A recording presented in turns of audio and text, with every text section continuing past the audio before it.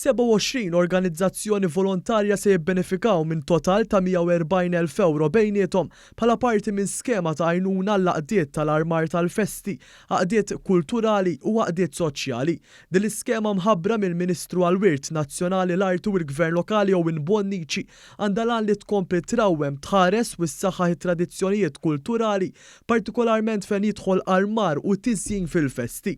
Marjan Kawki, direttriċi tal-Fondi u Strateġija tal-Kunsill Malti għall-Arti, qalet kif dan il-fond jappoġġja lil bost organizzazzjonijiet fl-bliet u l-irħula biex ikomplu jikkontribwixxu għal festi tradizzjonali Maltin fejn jiddedikaw il-ħin tagħhom matul is-sena kollha biex jisaħħu l-aspett artistiku ta' dawn iċ-ċelebrazzjonijiet. U għal darb'oħra qed insostnu biex jola il-livell artistiku tal-festi fejn jidħol armar.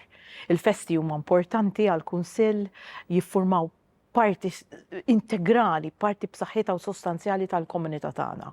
U l-komunità hija importanti fejn jidħol l-arti, fejn tidħol il-kultura, speċjalment meta wieħed jitkellem dwar l-istrateġija 2025 tal-Kunsill Malti għall-Arti. Min-naħa tiegħu il-Ministru Bonnici tenna kif din hija xhieda oħra kemm il-Gvern huwa kommess li jkompli jservi ta' spalla finanzjarja għal dawn l-għaqdiet. Qegħdin nagħtu din l-għajnuna biex jerġa' jkollna proġetti ġodda fejn għandu x'jaqsam it-tiżjien u l-armar fit-toroq tagħna.